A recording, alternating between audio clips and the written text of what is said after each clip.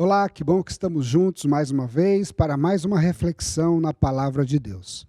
E hoje eu quero meditar com vocês sobre uma história bem conhecida, a história de Davi e Golias. E como essa história já é bem conhecida de muitos e o texto é longo, eu vou ler apenas alguns versículos para introduzir a mensagem. 1 Samuel 17, vou ler os versículos de 4 a 11. Diz assim: de repente surgiu das fileiras dos filisteus um gigante de quase 3 metros de altura, chamado Golias, de Gate. Tinha na cabeça um capacete de bronze e usava uma armadura que pesava quase 60 quilos. Usava também caneleiras de bronze e carregava uma espada de bronze. Sua lança parecia uma viga. Só a ponta da lança pesava 7 quilos e 200 gramas. Seu escudeiro ia à frente dele. Golias, de sua posição, desafiava os israelitas. Quando Saul e as suas tropas ouviram o desafio do filisteu, ficaram aterrorizados e perderam a esperança. Oremos. Senhor, fala conosco através dessa mensagem bíblica, dá-nos direção para prosseguirmos em nossa caminhada de vida. Ensina-nos a respeito do teu amor e poder e motiva-nos a buscá-lo de todo o nosso coração, em nome de Jesus. Amém. Os filisteus, povo abominável diante de Deus por causa da idolatria e de sua perversão, invadem Israel. Eles seguem com suas tropas em direção a Judá e acampam em um lugar chamado Socó. O rei Saul prontamente reúne as tropas israelitas, marcha para a guerra e acampa no vale de Elá. Quando as trombetas soam, Israel se coloca em formação de batalha e os dois exércitos ficam frente a frente, separados apenas pelo campo onde o embate aconteceria. Os soldados batem suas espadas contra os escudos e proferem seus gritos de guerra para intimidarem os oponentes. Mas, de repente, um silêncio mortal toma conta do lugar. Eis que surge das fileiras dos filisteus um gigante de quase 3 metros de altura, chamado Golias, de Gate. Ele avança até o centro do campo de batalha, com uma máquina mortífera, uma máquina de guerra, com seu capacete de bronze, sua armadura pesada, espada e uma lança que parece uma viga. E um escudeiro à frente, carregando o seu escudo. De sua posição, desafia os israelitas para um duelo. Ele fala para Saul enviar seu melhor guerreiro para enfrentá-lo. Quem vencer o duelo, vence a guerra, e o povo derrotado se torna escravo do vencedor. Quando Saul e os israelitas ouvem o desafio dos filisteus, eles ficam aterrorizados e sem reação. Durante 40 dias, esse cenário se repete. De manhã e à tarde, Golias se posiciona no meio do campo de batalha e refaz o desafio. A humilhação é grande. Golias se torna um obstáculo aparentemente intransponível para Israel. Mas Israel está colhendo o que plantou. A nação que foi escolhida por Deus para ser um instrumento de bênção e justiça entre outras nações, está agora diante de um obstáculo que eles mesmos ajudaram a criar. Quando Israel entrou em Canaã, a terra era dominada por povos perversos e violentos que se tornaram abomináveis diante de Deus. E o Senhor ordenou a Israel que eliminassem esses povos da terra. Mas Israel não cumpriu a ordem de Deus. Deixou esses povos viverem na vizinhança e aos poucos foram absorvendo suas práticas, cultura e até mesmo suas idolatrias. Agora Saul e o povo de Israel estão diante dos filisteus e de sua máquina de guerra, aterrorizados diante do poder do gigante Golias, que parece ser um obstáculo intransponível. Muitos obstáculos que surgem em nosso caminho também parecem ser intransponíveis. São resultados, muitas vezes, de intempéries naturais da vida. Nós não temos controle sobre eles. Estamos todos sujeitos à violência das grandes cidades, à exposição a essa pandemia do coronavírus, à instabilidade econômica causada por ela e a tantas outras situações imprevisíveis. Entretanto, alguns dos obstáculos que se avultam diante de nós Muitas vezes são resultados da nossa própria atitude, das nossas próprias atitudes, de decisões equivocadas, de deixarmos de lado a orientação de Deus para a nossa vida, de vivermos de forma autônoma, sem considerar que somos povo de Deus, escolhidos para sermos instrumentos nas mãos do Senhor e cumprir os seus propósitos. E assim como Israel estava paralisado diante do gigante Golias, muitos cristãos hoje estão paralisados por causa de seus próprios pecados e diante de obstáculos que eles mesmos ajudaram a criar. Problemas que agora parecem insolúveis e intransponíveis, que paralisam suas vidas. Mas os planos de Deus para Israel e para a nossa vida não podem ser frustrados por causa dos nossos erros. Por isso Deus intervém de forma inquestionável, tanto em Israel, na história de Israel, como na história da igreja, quanto na história das nossas vidas. Deus remove os obstáculos do caminho e cumpre os seus propósitos na vida do seu povo. Todos nós conhecemos o desenrolar dessa história, da história de Davi e Golias. Como que o jovem Davi derrota o gigante Golias e como Deus restabelece a ordem em Israel. Deus usa um jovem pastor que já havia escolhido para ser o próximo rei de Israel. Aquele de quem, através de sua descendência, viria o Messias, Jesus Cristo. Davi surge no campo de batalha levando suprimentos para os seus irmãos. Ele chega ali bem no momento em que Golias, mais uma vez, desafia os israelitas. Davi ouve o desafio e vê os israelitas correndo de medo para todos os lados.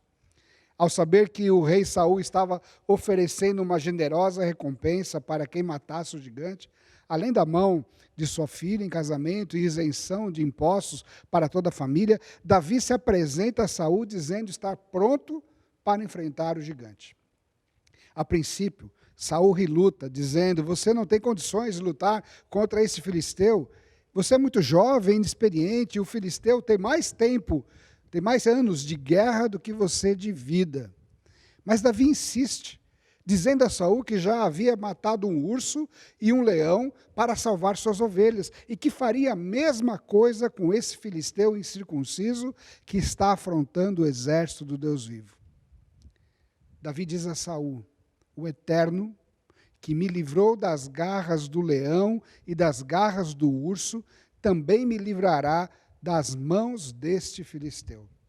Davi é o instrumento nas mãos de Deus para a grande vitória. É Deus quem o livrará das mãos dos filisteus e livrará todo o povo de Israel através do seu servo Davi. Assim, Davi vai ao encontro do gigante. Do mesmo jeito que enfrentou o urso e o leão, com o seu cajado e a sua tiradeira. No caminho para a luta, ele escolhe 5 pedras lisas de um riacho e as coloca em seu alforje. O filisteu, que andava de um lado para o outro, atrás do seu escudeiro, ao ver Davi se aproximando, olha para baixo e zomba dele, dizendo: acaso eu sou um cachorro para você vir me enxotar com um pedaço de pau? E amaldiçoa Davi, invocando os seus deuses, esbravejando: venha, vou atropelar você e deixar o seu corpo para os corvos. Será um prato cheio para os animais do campo. Mas Deus está ao lado de Davi, que cheio de confiança responde: você vem contra mim com espada, lança e dardos, mas eu venho em nome do Senhor dos Exércitos. Hoje mesmo o Eterno entregará você nas minhas mãos. Toda a terra saberá que há um Deus extraordinário em Israel. Todos aqui ficarão sabendo que o Eterno salva, sem depender da espada ou da lança. E é exatamente isso que o Eterno faz em seguida. O filisteu avança na direção de Davi. Davi deixa as suas fileiras e também sai correndo na direção do filisteu. Na corrida, Davi pega uma de suas pedras de seu alforje, ajusta na atiradeira e lança com precisão na direção do gigante. A pedra atinge bem no meio da enorme testa de Golias, antes mesmo que ele pudesse se desviar dela.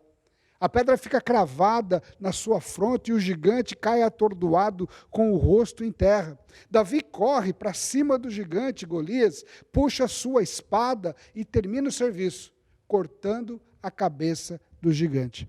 Os filisteus, vendo que o seu herói estava morto, fogem para se salvar.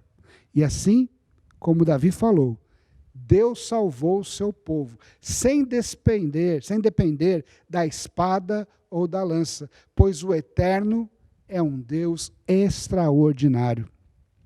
E esse Deus extraordinário continua salvando o seu povo, sem espada, sem lança, mas com o poder da sua palavra. Deus continua removendo os obstáculos do caminho do seu povo. Na cruz do Calvário, Deus usou o seu servo Jesus Cristo para destruir o nosso maior obstáculo no caminho, que é a morte. Na cruz, Jesus venceu Satanás e removeu com o seu sangue os pecados, os nossos pecados, que eram os obstáculos intransponíveis para a nossa salvação e para a nossa relação com o Criador. Por isso, não existem mais obstáculos intransponíveis para aqueles que creem que Jesus é o Senhor. Seja qual for a situação que estivermos vivendo, nada pode nos separar do amor de Deus, nada é capaz de deter a graça de Deus que é derramada sobre a nossa vida.